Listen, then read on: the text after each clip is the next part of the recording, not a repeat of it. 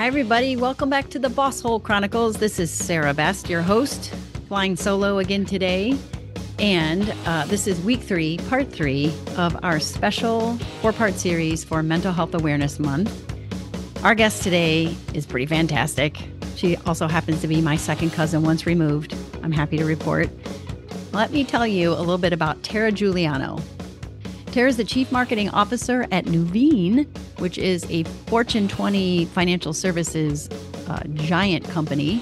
She has served as a member of the executive team of multiple organizations dating back to the age of 24. I won't tell you what age she is now, but she's had a very successful career, always in financial services marketing. She's a graduate of The Ohio State University, OH. She really has a global platform. Most significantly, she has found a way through research and through personal experience to connect financial well-being with mental health. She has a personal story to share that helps us appreciate how financial health and mental health go hand in hand. Tara uses a lot of her global platforms to advocate for women, for diversity and inclusion and equity for women in leadership positions, and also as a staunch advocate for mental health. She'll share a little bit about her story and what she does, keeping her mental health in check. A couple things too, just to share about Tara. She's had an award-winning few years. She was voted top 50 most influential leaders in financial marketing communication in 2024. Also this year, Communicator of the Year from the Association of National Advertisers.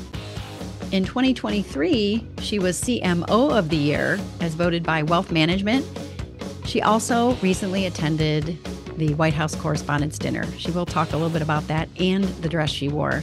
Tara is fantastic. I can't wait to dig in. So let's go. The Boss Hole Chronicles are brought to you by Real Good Ventures, the talent optimization firm helping organizations diagnose their most critical people and execution issues with world-class analytics.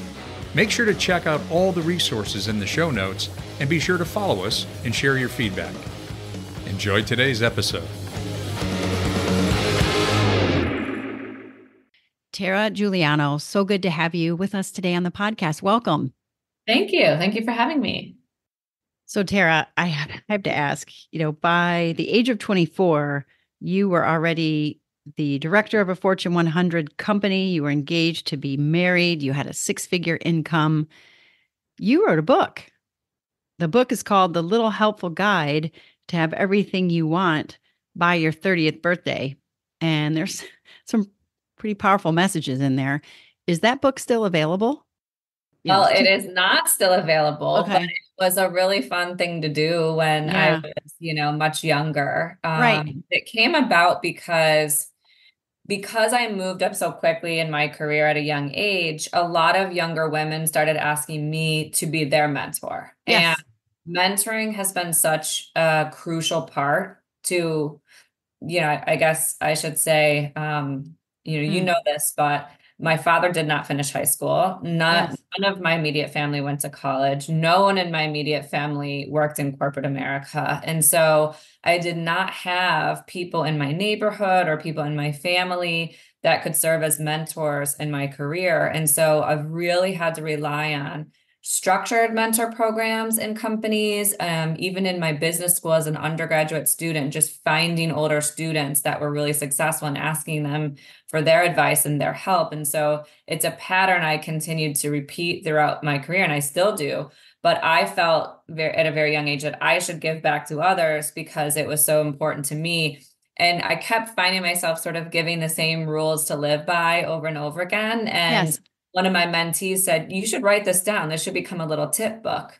And so that's how the book originally came about. And the publisher that I worked with wanted to add in all these other kinds of tips outside of the workplace to make it, cute and marketable. And some of that stuff is probably not very modern today. But I think the rules to live by around passion and confidence in what you do and around being overly prepared and walking the walk, not just talking the talk. And some of those rules I still live by for sure today. I love that. I love that. Just so we're clear, it's called The Little Helpful Guide on How to Have Everything You Want by Your 30th Birthday. And Yeah. quite honestly, well, you just explained how this all came to be, but by the age of 24, you were already working at a director level in a Fortune 100 company. So I would offer too, Tara, we had the opportunity to have you take the predictive index because we like to know what's the behavioral drives, like what's the magic, the superpowers this person has. You're a strategist. You see the big picture. You like to get results. You're action oriented, competitive, perhaps. You're very Yes. proactive, but you also keep an eye on efficiency and detail and accuracy. So there's speed to market. Which is probably accounts for a lot of why you have been successful and why you were successful at such a young age. So let's kind of start there if we can. Let's dig in and have you talk a little bit more about how your career progressed. I think the thing I'm most interested to know, Tara, as we know, this is Mental Health Awareness Month.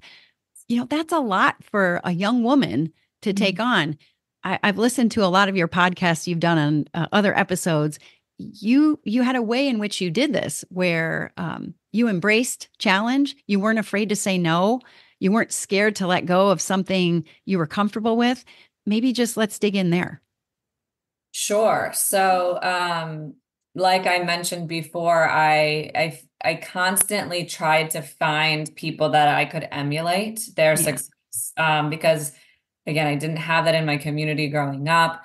I didn't have a lot of rules in my household. My parents are old hippies, and I think that provided a wonderful environment, but I sort of am so controlling and contrived with my day to day and my schedule and how I've gone about everything, probably as a result of not necessarily having that in my upbringing. And so my dad always taught me that education was the most important thing that I could do to kind of get out of the community that I was in and to pave a new way for myself. And it was very wise of him, as someone who hadn't finished high school and hadn't gone to college, but knew the criticality of that and really pushed me on grades and on college. And I didn't know how to navigate any of that. I really just kind of figured it out on my own. I didn't apply to more than one college. I only applied to Ohio State. That was the only college I applied to. I just didn't know how to do any of it. Is there any other college? Oh, I'm sorry. OH. Okay. No, great. Well, Yes. with the grades and the financial situation I was in, Yes. and my test scores, I probably could have, really expand my horizon there, but I just didn't know any better. And Sure. so as I kind of got into school, as I got into early parts of my career, I've just always had to kind of like wear a mask, not really tell people about, where I was from or, my situation, and just kind of assimilate, but find these successful people that I could emulate, I could learn from, I could, grab onto. Yeah. And the reason why I got the director role so young in my early career was because I formally signed up for a mentorship program. I received a female mentor that said, "Are you willing for me to be radically honest?" I said yes. Mm-hmm. She just let it rip in terms of, if you want to be a manager, which was my goal at the time, here's all the things you need to do differently. You need to dress like a manager. You need to walk like a manager. You need to build your network, not just sit in your cube with your head down doing good work. And all this advice she gave me, which would have been hard to hear at the time, was critical. And then I said, well, help me introduce me to folks, help me, learn the ways. And while now, modern day, we would say, well, we shouldn't have to assimilate to the corporate environment, or we should be able to be ourselves. Mm-hmm. This was early 2000s where, kind of putting your head down, wearing that mask and, seeing what's around you and emulating that was a path to success.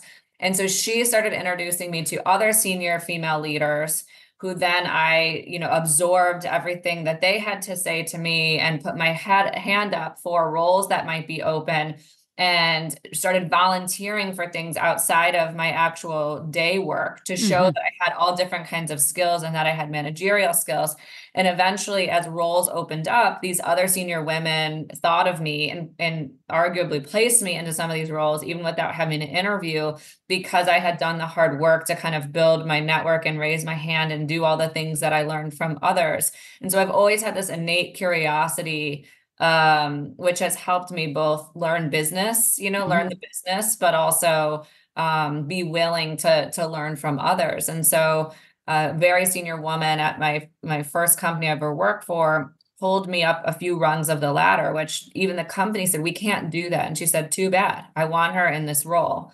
And that first company was in Ohio. I'd grown up in Ohio. I had, big visions for myself of kind of moving beyond Ohio in my career and in my life. I was an international business major in Ohio State, but yet had never left the country. So why I chose that path, I'm not really sure, but I always Mm-hmm. joke I probably saw it on a movie or something. Yeah. And so I wanted to work in a global company. And Yeah. a recruiter called my mentor at Nationwide, that first company I worked at, and said, "Are you interested in hearing about this opportunity in Chicago?" And she said, "No, but I know someone who is." And so she referred me, even though I was working with her at the time. She knew it was the right career move for me and something I'd be very interested in, even though I was completely underqualified and too green for the role they were looking for. I just interviewed very well. I had her as a referral source. And, next thing you know, I was packing my bags and moving to Chicago to be part of a very global company where I was running the Americas marketing organization, Yeah. still, very young, under the age of 30. And I got to travel the world. I got to be part of a really large global European company for some time. And until I wanted to start my family, that really worked great for me. And I took a career move to a different firm where I had a different work-life balance for some time, and kind of pivoted. And since then, really, opportunities have just presented themselves to me because I've continued to build my network and my brand. And I've now gotten to the point where I am the chief marketing officer of a large global asset manager, which is the dream job. Mm-hmm. And a senior woman said to me a couple of years ago, "You have the job now. You can take off the mask. So let's take off the mask. You don't have to put the head down and do. Now let's tell your story. Mm. Now let's show vulnerability, because that's how you inspire others, and that's how you create followership. Then that's how you unlock real value as a leader." And it's some of the best advice I've ever been given. And it's brought me so much joy, even through the hard times in the last few years that I've gone through. It's brought me so much joy to be vulnerable, because it's been an outpouring of people, that I've worked with over the years, that I work with today, people that I know from the industry, family, people just coming out and thanking me for admitting, where I've come from, the hardships that I've had to face to get here, and, the personal family struggles that I've had as well. Oh, Tara, that's so incredible. And you led us right to where I hoped we would go, which is an opportunity for you to share an incredible, significant loss you experienced in your family. This is Mental Health Awareness Month. If you would share the story of your beautiful brother, Luke. Yeah. So as I sort of set it up, we had the same family upbringing, but yet took different ways sort of out of the situation. And while I took the path of like, I'm going to achieve and kind of get out of here, he was a brilliant artist and musician and used creativity as his kind of outlet in life, but eventually fell to alcoholism and depression, and ultimately took his life over 5 years ago. And it was a huge wake-up call for me, and the path that I had been on in life, and just running as hard as I was. And of course, a lot of guilt that you feel for time that you wish you spent, or things that you wish that you did different. But I've been using the opportunity of course to memorialize him and honor him. We spread his ashes all over the places in the world that he wanted to go, and it was actually a request he made in his life, was that someday, I hope you feed me to the fish in the Great Barrier Reef, and that you take me to the mountains of Alaska. And so I've very much taken that to heart and honor him. But it's also a wake up call for me, in all the hours I spend working.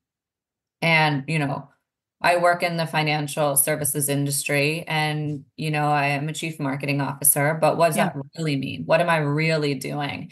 And, I'm very lucky that I work for a mission-driven company that is serving both not-for-profit workers, but also just Americans and international investors around the world. And at the end of the day, we're trying to create products and solutions that brings that financial stability to people and to communities.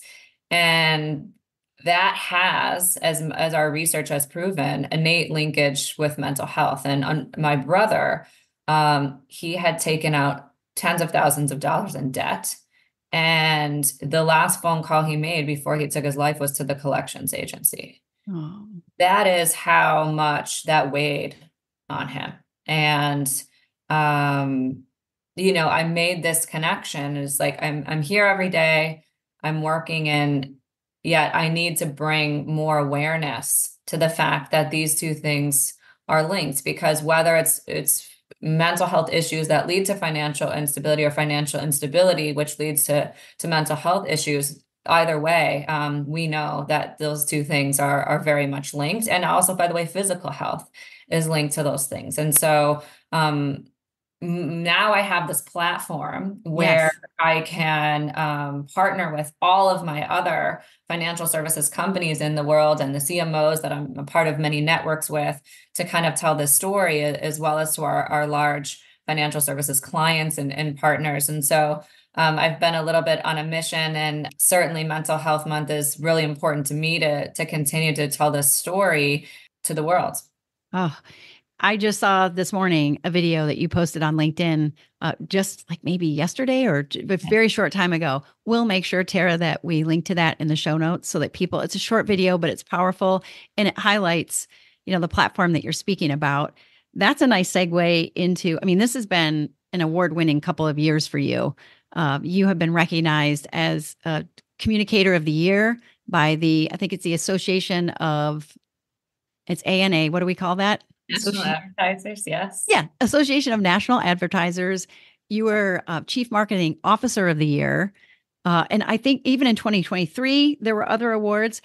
Your story and your efforts and your impact now are reaching broad audiences. Now you're on the board. Tell us about your engagement with the Kennedy School at Harvard and what they're doing with this platform and this research you're talking about.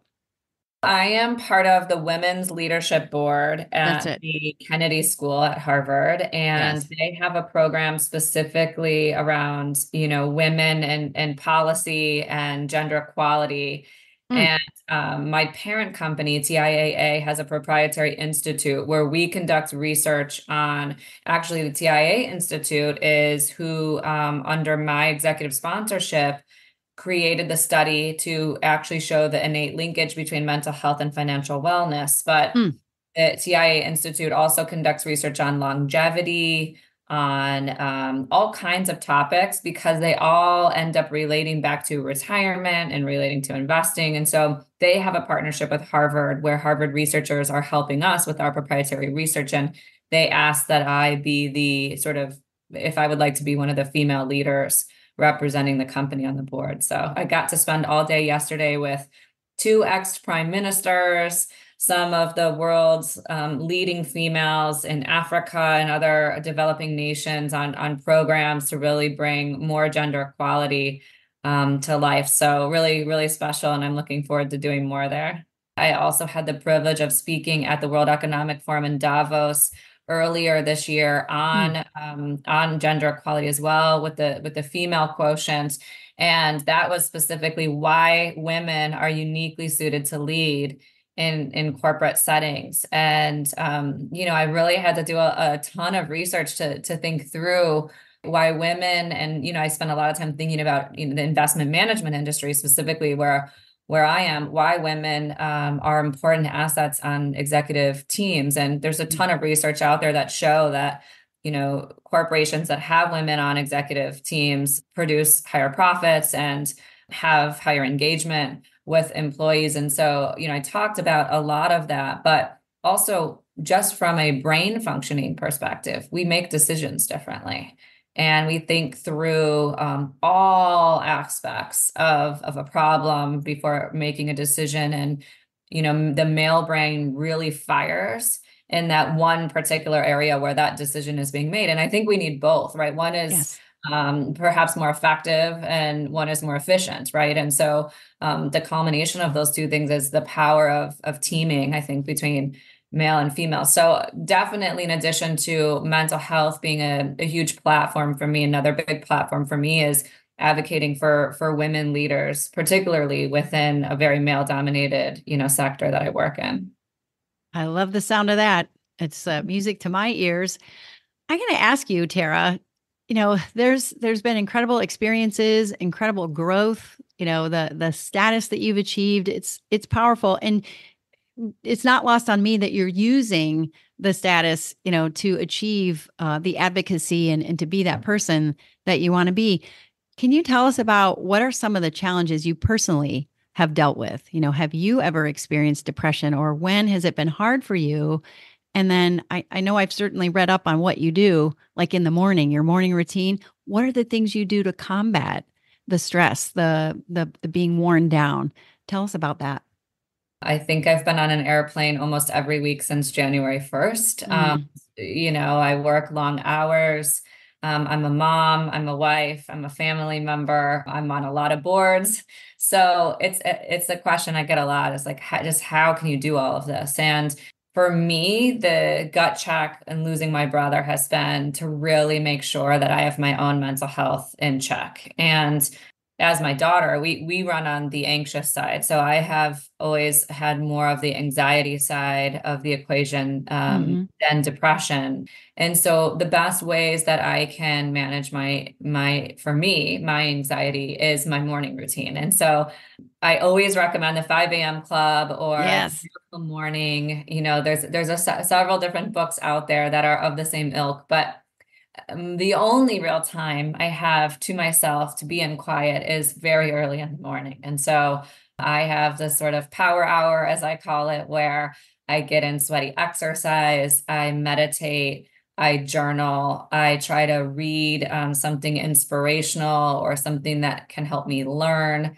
I walk my dog and I get sunlight and I get nature first thing in the morning and fresh air and really take that all in. I juice, try to fill my body with something healthy to kind of start my day.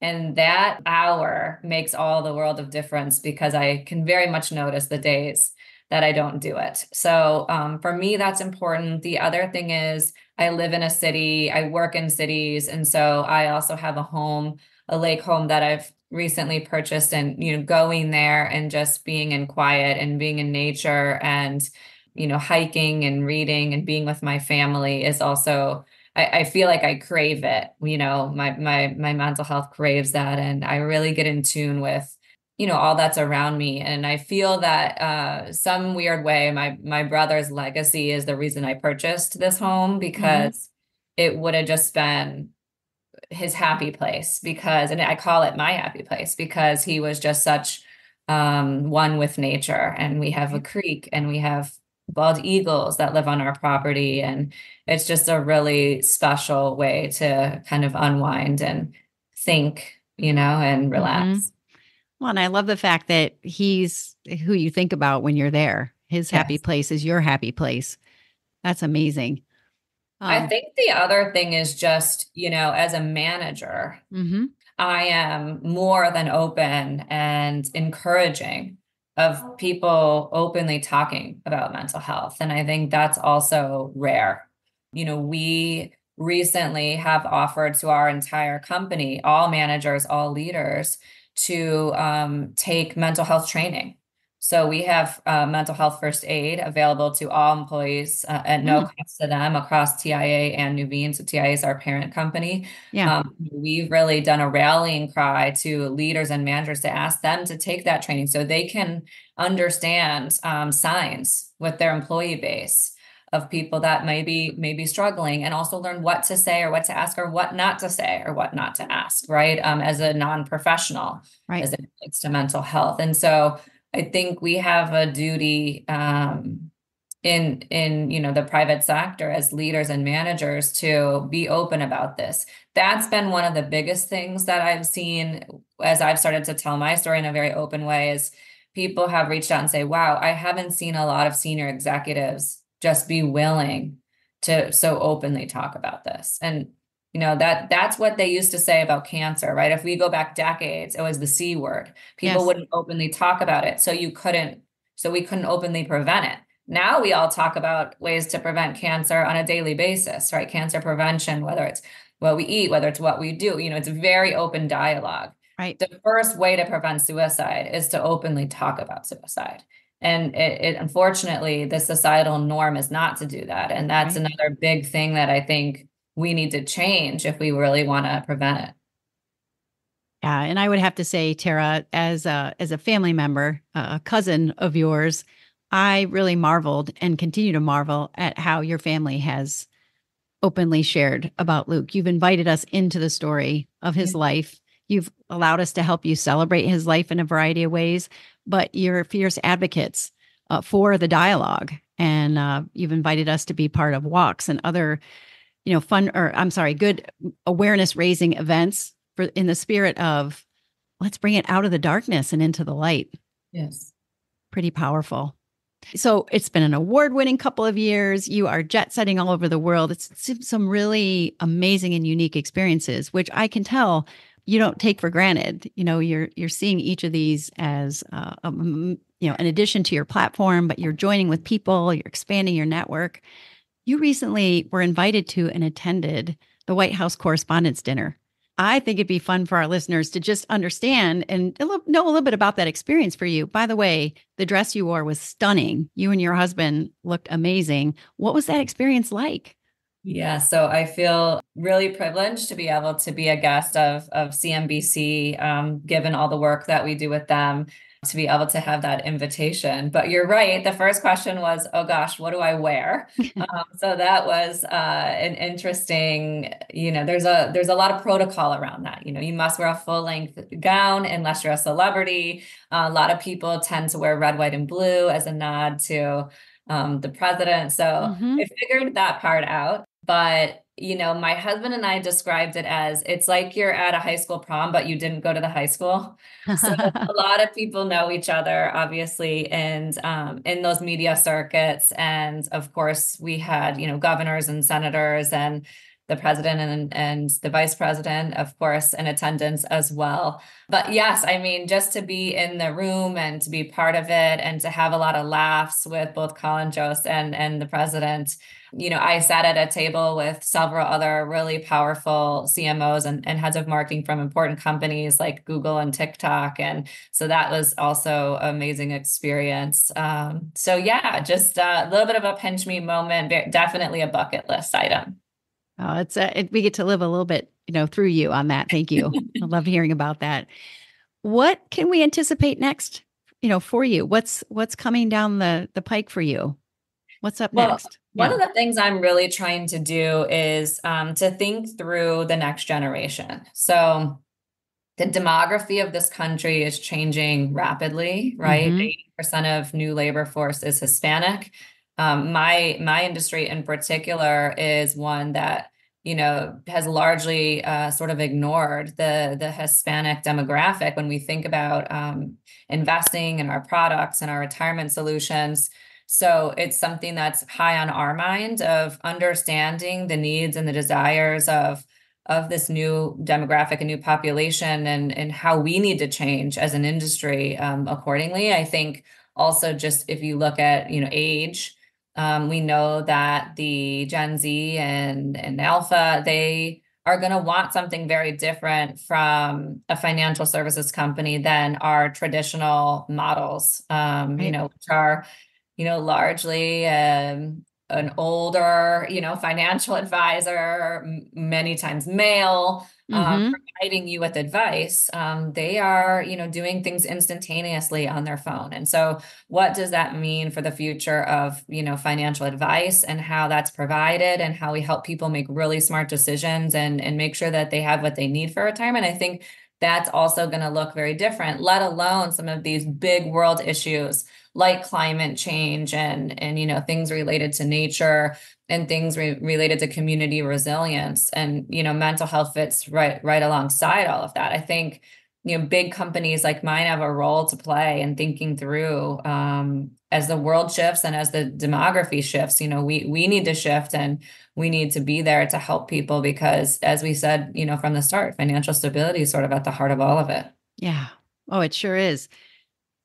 Man, I feel like we could continue to unpack the relationship between financial health. But first of all, thank you, Tara, for sharing your personal story. I just personally want to say thank you for your savvy, for the amazing way you deliver your intellect. You're a smart lady, really smart, but you're honest and authentic too. And I would say, thank God you're a strategist, because these are big challenges you just described. This is daunting and probably feels daunting to a lot of people, but you're exactly the kind of person to take this on, because you won't stop. You'll figure out a way. Thank you. I don't know how you did it, but I feel in a very short amount of questions, you somehow nailed my profile. So I was very, very pleased to see that, and very curious, honestly, how that methodology worked. But it was a lot of fun doing it. And yeah, I mean, there's a lot to do, but because I am disciplined and focused, and all those characteristics that you noted, I'm not going to give up anytime soon. So Oh, thank God for that. What do you do for fun? Like, what brings you joy?